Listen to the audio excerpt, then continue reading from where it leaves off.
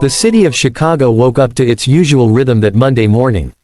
The sound of car horns bounced between tall glass towers, buses hissed to a stop on the busy avenue, and the sidewalks filled with men and women in polished shoes, clutching coffee cups like lifelines. In the middle of all this hustle, Lila Carter walked briskly toward the entrance of the Hale corporate building. She was easy to miss at first glance. Unlike most employees in neatly pressed suits and shiny heels, Lila wore a plain blouse, slightly wrinkled from a rushed morning, and modest black flats that had lost their shine long ago. But what made her stand out most was the small, faded baby carrier strapped to her chest, holding her 6-month-old son, Noah.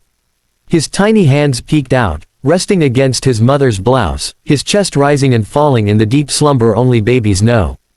Her grip on a stack of files in one arm tightened as she stepped into the grand lobby. The marble floor gleamed so brightly it mirrored her shoes, and chandeliers hung above, dripping with elegance.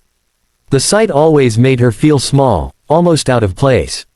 She muttered under her breath to her son, as though speaking would give her courage.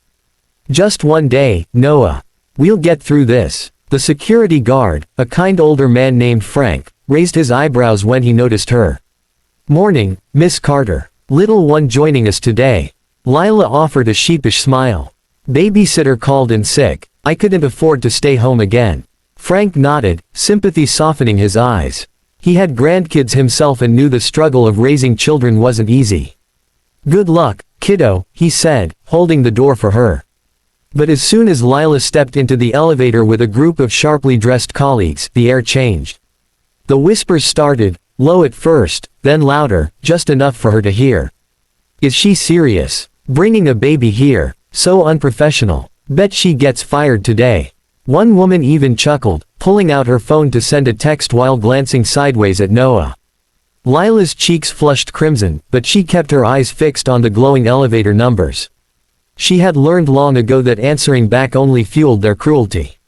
When the doors opened to the 12th floor, she walked quickly to her desk, a modest corner with a computer, stacks of filing cabinets, and a squeaky chair. She set Noah's diaper bag under the desk and whispered a silent prayer, "Please don't cry today, baby. Please." She got to work immediately, typing furiously, sorting files, and answering phones with one hand while bouncing Noah gently with the other. Her son stirred, whimpered softly, and she rocked him with practiced ease, her movements fluid and calm. But the ridicule never stopped. A group of coworkers passing by slowed down just enough to let their comments land. "Someone should tell her this isn't daycare. She'll never move up in this company." Their laughter stung worse than the long hours she had endured. Still, Lila kept her head down, determination painted across her tired face. By mid-morning, exhaustion had begun to creep in. She hadn't slept more than 3 hours the night before, nose teething kept him restless, and her alarm had rung far too soon. Her fingers ached from typing, and her eyes stung from lack of sleep, but quitting wasn't an option. Rent was due in 3 days, and she already feared her paycheck wouldn't stretch far enough. As she typed, she thought of the kitchen table at home, the pile of overdue bills, the grocery list with more items crossed off than checked. She thought of the second-hand crib she had bought for Noah at a thrift store and how she sometimes skipped meals to make sure her baby had formula. Her chest tightened, but she forced herself to breathe. "Steady. No giving up, Lila," she whispered to herself. "Not today." At noon, when most employees gathered in the break room for lunch, she stayed at her desk. She pulled a small bottle from Noah's bag and fed him quietly, cradling him with tenderness. She ate nothing herself, pretending she wasn't hungry, sipping water instead. From above, unseen to her, Raymond Hale, the company's millionaire owner, stood behind the tinted glass of his office window. He had just returned from an international trip and was surveying the floor as he often did when he wanted to reconnect with the pulse of his company. His gaze lingered on the young mother below. He watched as she typed furiously with one hand while cradling her child in the other. He saw the way others dismissed her, some even ridiculing her as they walked past. Yet, not once did she complain or falter. She didn't let their scorn break her stride. Instead, she seemed to work harder, as though proving, to herself and to the world, that she belonged here. When Noah fussed, Hale noticed the way she hushed him with a soft smile, never losing patience. When her phone rang, she answered with professionalism, even while gently patting her baby's back. Raymond's jaw tightened. He had spent his career surrounded by ambitious professionals who talked endlessly about resilience and grit. Yet here, in the quiet corner of his office floor, he saw resilience embodied. Not in loud boardroom speeches, but in a young woman balancing survival with dignity. By late afternoon, Lila's body ached. Her son had woken, babbling softly, and she bounced him on her lap while flipping through contracts. A few coworkers gave her disapproving looks, some even shaking their heads. She swallowed the lump in her throat, holding back tears. She thought about walking away, about giving up on this job, about admitting defeat. But then Noah's tiny hand grasped her finger, and his innocent eyes gazed up at her. That was all she needed to remember why she was here. For you, baby, she whispered. Always for you. She straightened her shoulders, blinked back the tears, and turned back to her work. And from the glass office above, Raymond Hale made a decision that would soon change her life forever. The day dragged toward late afternoon, the office buzzing with its usual rhythm of clicking keyboards, ringing phones, and muffled conversations. For Lila, each hour had felt like a marathon. Her back ached from balancing Noah in his carrier, and her eyes burned from fatigue. Still, she pressed on, refusing to let her exhaustion show. At 3 p.m., a chime rang across the 12th floor, followed by the calm voice of the receptionist over the intercom. Attention, all staff. Please gather in the main conference room.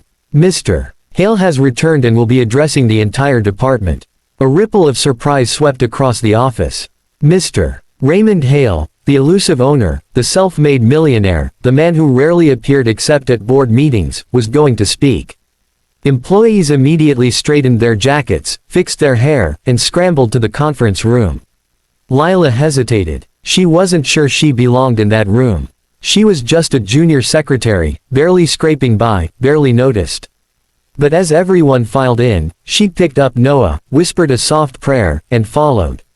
The conference room was massive, with a long mahogany table and walls of glass that overlooked the skyline. Dozens of employees filled the seats, while others stood along the walls. Lila slipped quietly into the back corner, hoping to go unnoticed, rocking Noah gently as he gurgled in her arms. Then the door opened. Mr. Hale entered, tall and commanding, his silver hair glinting under the lights. His presence silenced the room instantly. He carried no papers, no assistant trailing behind, only the quiet authority of a man who had built an empire from nothing. His eyes scanned the crowd. They lingered briefly on the nervous managers in the front row, then moved across the floor, until they stopped at the back corner, where Lila stood clutching her baby. For a long moment, he said nothing. Then, in a voice deep and steady, he began. Today, I returned expecting to see numbers, reports, progress updates. But instead, I saw something far more important. Murmurs ran through the room.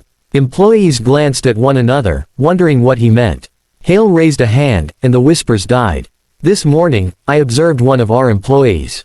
While others complained about coffee being too cold or deadlines being too tight, she was balancing something far greater, her job and her child. Gasps filled the room. Heads turned instantly toward the back, where Lila froze, her heart pounding in her chest. She wanted to melt into the floor, but Hale's gaze held her steady. She worked tirelessly, he continued, his voice warming, not once asking for pity, not once slowing down despite the weight she carried. While others mocked her, she stayed focused. She embodied perseverance, dedication, and courage. The room fell utterly silent. Lila's coworkers shifted uncomfortably in their seats, shame coloring their faces. Those who had whispered cruel words earlier now avoided her eyes. Hale gestured gently toward her. Miss Carter, would you stand? Her breath caught. Slowly, she rose to her feet, clutching Noah tightly to her chest. Her knees trembled, and her cheeks burned, but she stood tall. Hale gave a small nod of respect. Ladies and gentlemen, this is what commitment looks like. Not the hours you clock in, not the titles on your doors, but the sacrifices you make, the dignity you hold, and the love that drives you forward.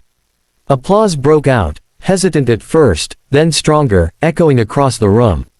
Lila's eyes filled with tears, though she tried desperately to blink them away.